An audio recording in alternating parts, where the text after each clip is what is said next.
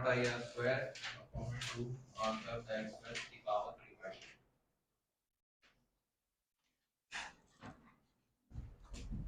Circular loop है, उसके अंदर करंट फ्लो कर रहा है और उसकी वजह से एक्सिस पे मैग्नेटिक फील्ड एक्स डिस्टेंस पे, उसका रेडियस कुछ है आर, तो कितना होती है मैग्नेटिक फील्ड यहाँ पे, mu not I R square upon R square plus X square की पावर 3/2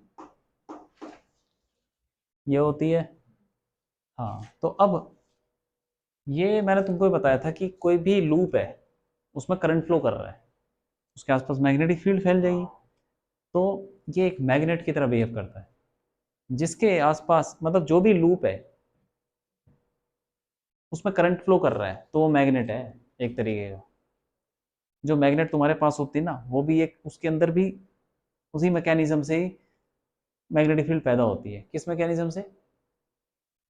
जैसे बोर मैग्नेटॉन में पढ़ा कि इलेक्ट्रॉन घूम रहा है एटम के चारों ओर, तो उसमें करंट है, उसमें करंट है तो एक सर्कुलर लूप है, सर्कुलर लूप है तो उसके आसपास मैग्नेटिक फील्ड है, मैग्नेटिक फील्ड होगी तो ऐसे बहुत सारे एटम है, सब की एटम की मैग्नेटिक फील्ड को ऐड करते जाओ तो मैग्नेटिक फील्ड कुछ अच्छी खासी हो जाती है, तो वही तो मैग्नेट है।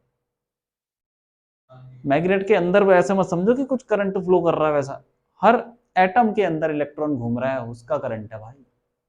ठीक, तो वही एक लूप में करंट घूम रहा है तो उसकी मैग्नेटिक फील्ड कुछ होगी, ये होगी। हाँ, तो ये मैग्नेट है। तो तुम ऐसे भी बोल सकते हो कि मैग्नेटिक डाइपोल, मैग्नेट होता क्या है, वैसे ही ये सब चीजें हम पढ़ेंगे नेक्स्ट चैप्टर में। तुम इसको इससे रिप्लेस कर सकते हो। देखो यहाँ पे मैग्नेटिक फील्ड कैसे होती है, बताया था मैंने, ये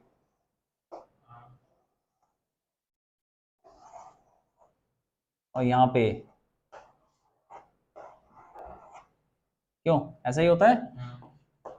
अब ये मैग्नेट पे आ जाओ, यहाँ पे मैग्नेटिक फील्ड कैसे होती है, तुमने देखी भी होगी।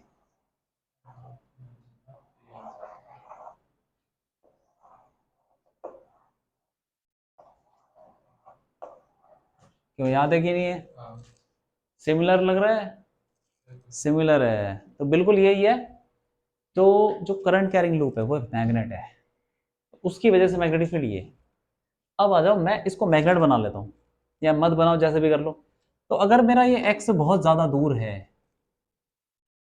ठीक है, तो फिर मैं क्या बोल सकता हूँ, अगर एक्स बहुत ज्यादा है एज कंपेयर टू आर, तो मैं बोल सकता हूँ एक्स और X square plus R square. If X बहुत बड़ा है किससे, आर से, तो मेरा X square plus R square लगभग क्या हो जाएगा,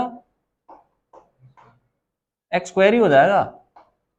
सपोज आर है मेरा 1 सेंटीमीटर और एक्स है मेरा 5 मीटर, या 1 मीटर ही ले लो, या 2 मीटर, जो भी है, तो उसका स्क्वायर 1 सेंटीमीटर के सामने बहुत बड़ा हो गया ना, तो टोटल क्वांटिटी लगभग एक्स स्क्वायर के बराबर ही हो जाएगी। तो यहाँ पे हम बोल सकते हैं क्या, मैग्नेटिक फील्ड क्या हो जाएगी, mu not, 1 minute, magnetic field equal to mu not I R square divided by क्या, 2,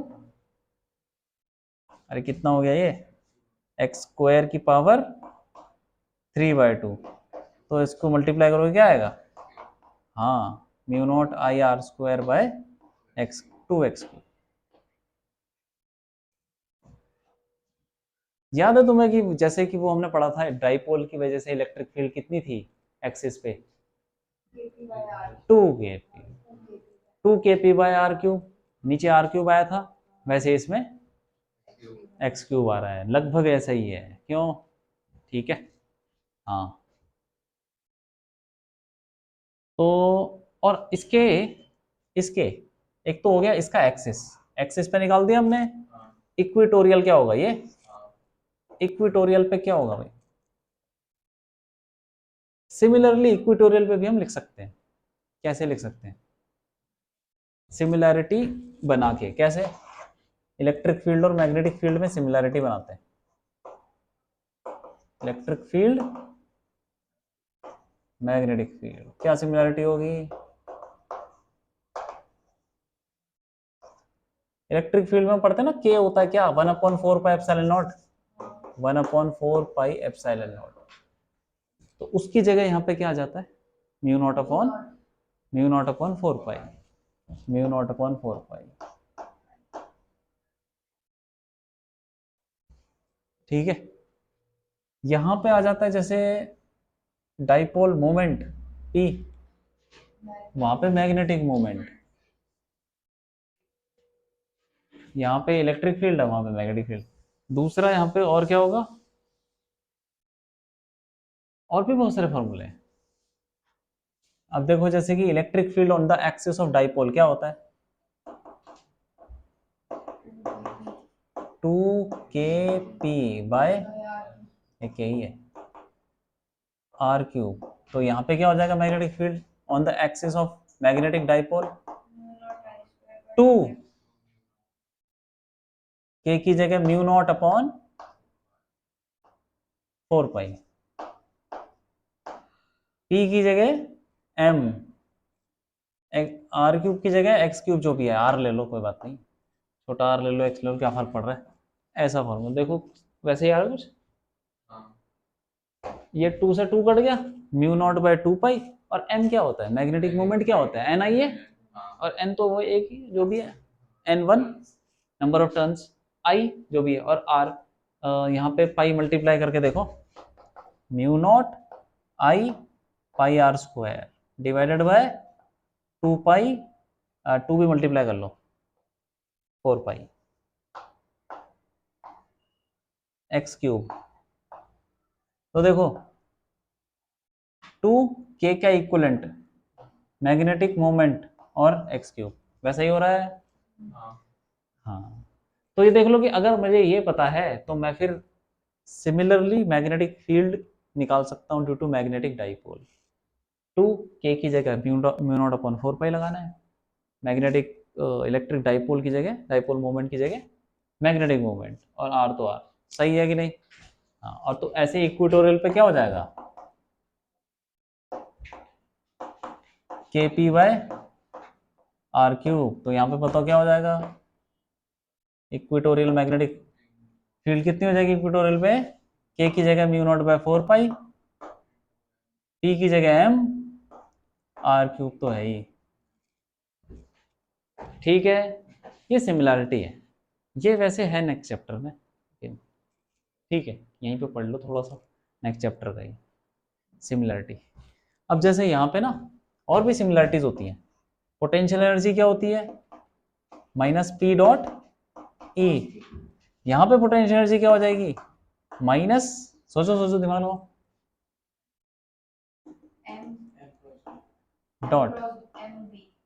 डॉट, हाँ, यहाँ पे वो क्या होता है, टॉर्क, टॉर्क क्या होता है, P×E, यहाँ पे टॉर्क क्या हो जाएगा, सही है कि नहीं। और भी निकाल लो फॉर्मूले जितने भी निकाल सकते हो। क्या निकाले थे हमने, वर्क डन वाले फॉर्मूले थे, -PE cos θ2 माइनस,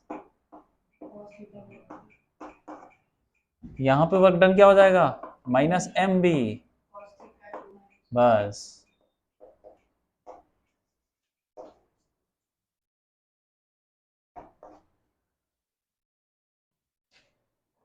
ये है बात, ठीक है, सिमिलैरिटी बिटवीन इलेक्ट्रिक फील्ड और मैग्नेटिक फील्ड। करंट सेंसिटिविटी का फॉर्मूला क्या होता है, NAB/K।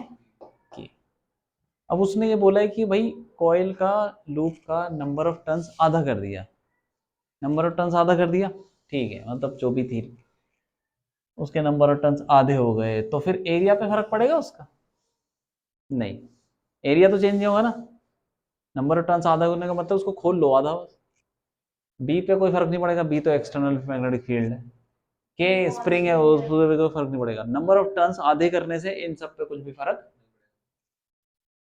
इसका मतलब अगर मैं n को आधा करूंगा तो करंट सेंसिटिविटी भी, सही है कि नहीं। हाँ, तो इफ n बिकम्स, ऐसे कर लो कि करंट सेंसिटिविटी ये है इनिशियल, और फाइनल क्या हो जाएगी, n/2 AB/K।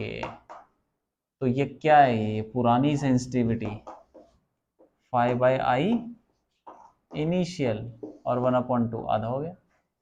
सही है कि नहीं? इनिशियल का आधा हो गया। अब दूसरा voltage sensitivity 5/v NAB/KR। Number of turns को आधा कर देंगे तो n तो चेंज हो जाएगा यार, एरिया उतना ही रहेगा, मैग्नेटिक फील्ड उतनी रहेगी, तो बाहर से लगा रहे। स्प्रिंग कांस्टेंट भी कुछ नहीं होने वाला उसका। रेजिस्टेंस ऑफ द कॉइल उतना ही रहेगा, क्यों उतना ही रहेगा?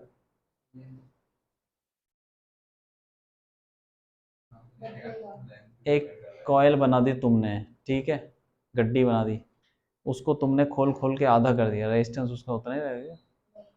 फिर रेजिस्टेंस कैसे, क्या, क्यों क्यों? रेजिस्टेंस का फॉर्मूला क्या होता है? रो एल बाई ए।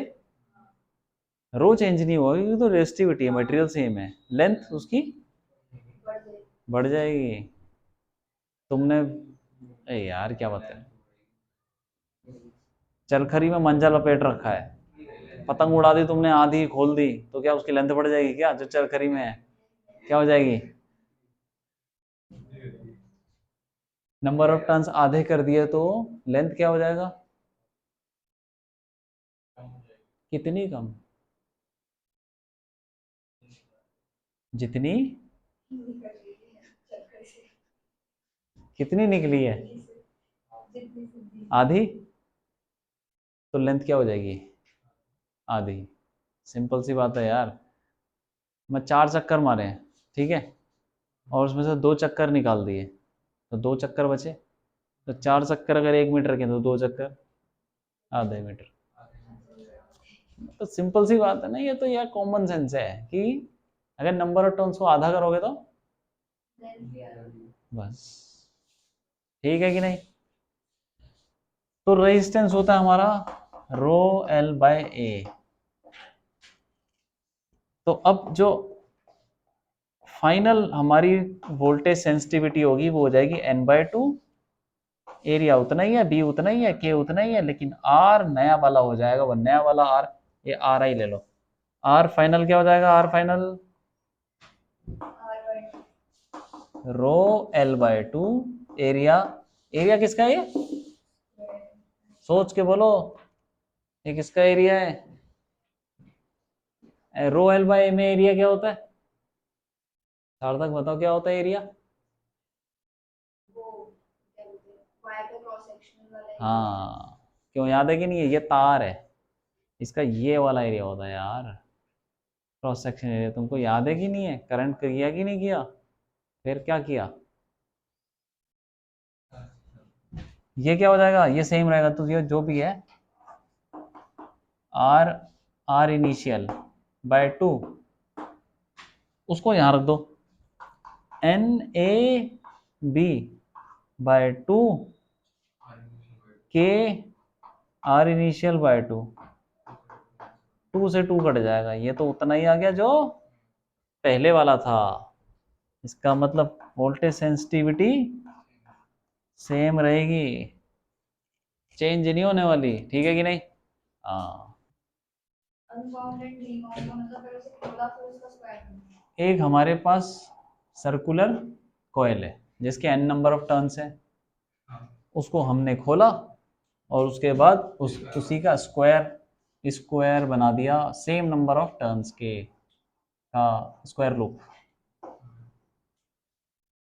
तो दोनों में नंबर ऑफ टर्न सेम है, और क्या सेम है सोचो?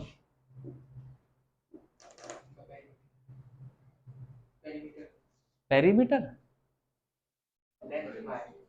Length, total length of the wire को, हाँ वायर। तो यहाँ पे टोटल लेंथ क्या होगी? Number of turns into 2 pi R ले लो, इसका रेडियस 2 पाई आर, और इसकी साइड ए ले लो, और equal to number of turns इसका इनटू 4a। उसका एक चक्कर का जो लेंथ है वो 4 है, और ऐसे 9 चक्कर है, इसका एक चक्कर का लेंथ 2 पाई आर, एन चक्कर, एन कट गया, 2 से 2 कट गए ये, तो कुछ आ गया, मतलब पाई आर इक्वल टू, ये आ गया कुछ। अब हमें देखना है कि भाई कौन सा ज्यादा है, आर ज्यादा है ए से या जो भी है, क्या है। तो देखो A equal to pi R by 2 बोल सकता हूँ कि नहीं। ये पाई बाय 2 कितना होता है, लगभग 1 पॉइंट, अरे पाई कितना होता है 3.14, डिवाइड कर दोगे तो 1.57 आ जाएगा कुछ। 1 से ज्यादा है कि नहीं ज्यादा है, तो मतलब ए ज्यादा होगा कि आर ज्यादा होगा।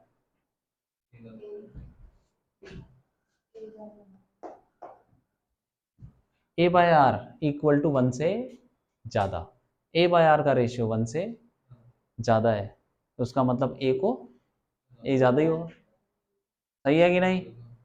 अगर मैं ऐसे बोलूँ कि X upon Y equal to 4.5, बताओ कौन सा ज्यादा होगा। सिंपल है कि नहीं है, हाँ वही है। वो अगर 1 से ज्यादा है तो भैया इसको ए को ज्यादा ही होना पड़ेगा, ए ज्यादा है, ए ज्यादा हो गया आर से, तो इसका मतलब अब एरिया देखते हैं कितना ज्यादा, जो भी ज्यादा, ये जो भी है रिलेशन। अब हम क्या निकालने हैं, करंट सेंसिटिविटी इनिशियल कितनी हो जाएगी, एन ए, जब सर्कुलर लूप था एरिया कितना था, पाई आर स्क्वायर, और क्या, इनटू मैग्नेटिक फील्ड अपॉन ए, क्या के, सॉरी हाँ, 5 by I final, number of turns तो सेम है, एरिया कितना हो जाएगा ए स्क्वायर।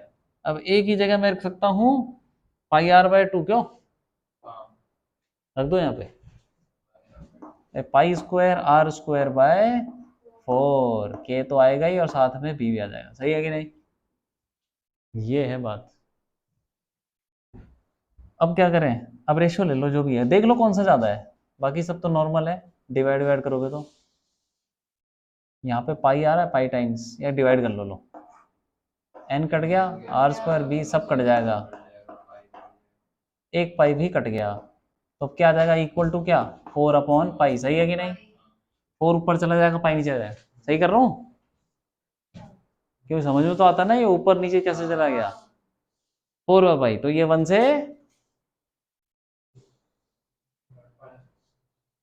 बड़ा है कि नहीं है, 4 अपॉन 3.1 1 से बड़ा है, इसका मतलब कौन सा ज्यादा होगा, इनिशियल, इसका मतलब करंट सेंसिटिविटी अब क्या हो गई है, घट गई, फाइनल फाइनल कम हो जाएगी ना, इसका मतलब घट गई, ठीक है कि नहीं, करंट सेंसिटिविटी डिक्रीजेस। अब वोल्टेज की बात करते हैं,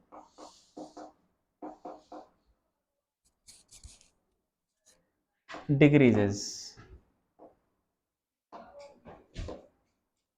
अब वोल्टेज सेंसिटिविटी पे आ जाओ, 5 बाय वी इनिशियल कितना,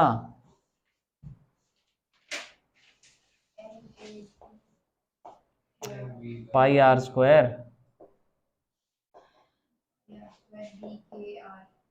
आर, और रेजिस्टेंस क्या रहेगा कॉइल का, सेम रहेगा ना, रहेगा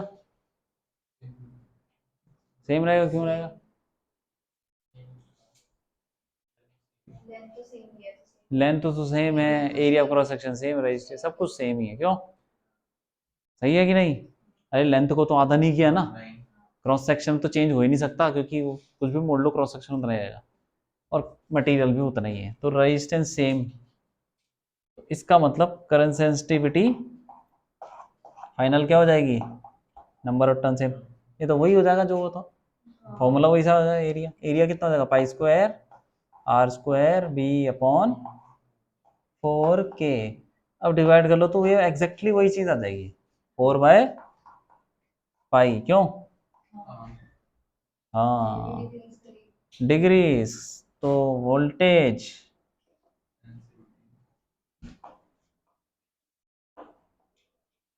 सेंसिटिविटी ऑल्सो डिक्रीजेस, ठीक है कि नहीं, हाँ